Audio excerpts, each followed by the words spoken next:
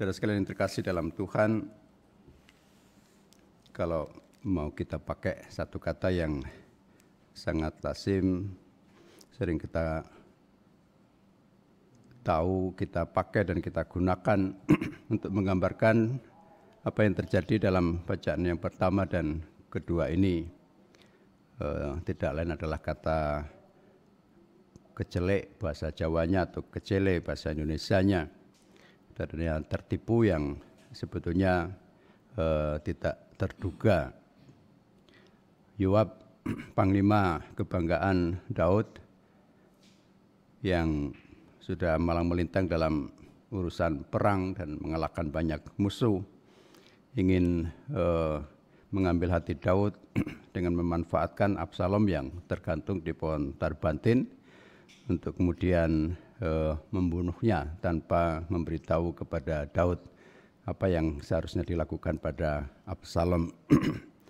Dia berpikir bahwa dia akan bisa entah mendapat hadiah atau dipuji oleh Daud dan mungkin diberi terima kasih yang sebesar-besarnya karena sudah menyelamatkan Daud.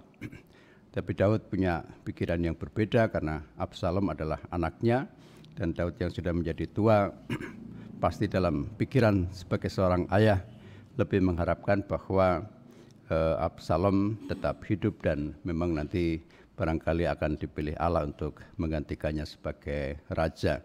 Karena Daud sendiri pasti juga berpikir bahwa kekuasaannya sebagai raja sebentar lagi akan berakhir. Maka kemudian disimpulkan dalam bacaan pertama tadi, mereka yang pulang mengalahkan musuh-musuh Daud, yaitu anaknya yang sedang memberontak ini malah pulang dengan malu, sebagaimana orang yang kalah perang dan kemudian tidak berani muncul di hadapan rakyat. Kisah dalam Injil barangkali juga hampir sama kalau kita simpulkan.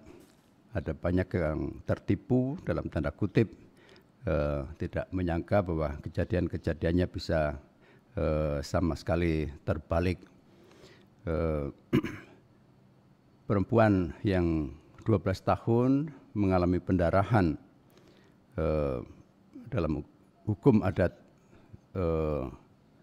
Yahudi sebetulnya tidak pernah boleh bergabung dengan orang-orang yang lain dan orang-orang yang tersentuh olehnya akan menjadi najis.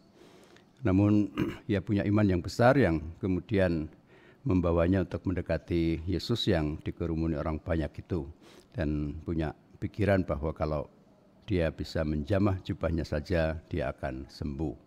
Dan Yesus merasakan ada kuasa itu dan ia menjadi sembuh. Jadi sama sekali terbalik dengan hukum adat Israel yang ternyata Allah sendiri menghendaki perempuan yang sakit ini kemudian bisa menjadi sembuh.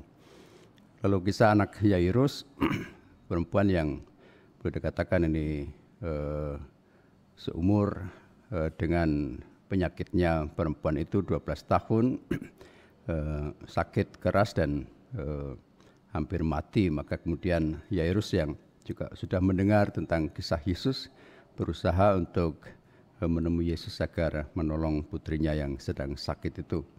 Dan orang-orang yang sudah mengetahui bahwa putrinya mati segera mengabarkan kepada Yairus dan Yesus bahwa anaknya sudah mati dan Yesus tidak perlu datang lagi ke rumahnya.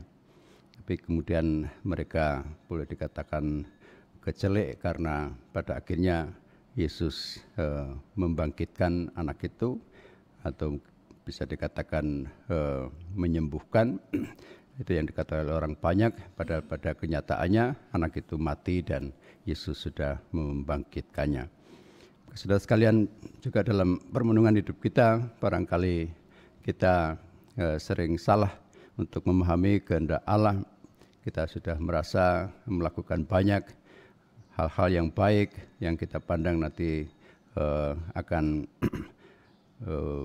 membawa kita untuk bisa entah dipuji oleh orang atau juga membawa banyak hal yang baik kepada orang lain. Tetapi pada kenyataannya Allah sering membawa kita pada kenyataan yang berbeda. Apa yang kita pikirkan, entah suatu kegiatan, kita siapkan dengan sebaik-baiknya, pada akhirnya justru mungkin menjadi tidak berhasil dan gagal. Atau yang justru kita siapkan dengan barangkali serampangan, tetapi kemudian mendekati hari hanya kita sungguh-sungguh merasa khawatir, lalu hanya bisa berdoa dan mengandalkan Tuhan. Sebaliknya mungkin kegiatan itu berhasil dan seterusnya. Maka mari kita tidak segera buru-buru mengambil keputusan. Kita belajar untuk bisa melihat segala sesuatu dengan tenang dan kemudian tentu saja mengandalkan Allah sendiri yang senantiasa berkarya untuk mendampingi dan membimbing kita. Kemuliaan pada Bapa dan Putra dan Roh Kudus, seperti pada permulaan, sekarang, selalu, dan sepanjang segala abad. Amin.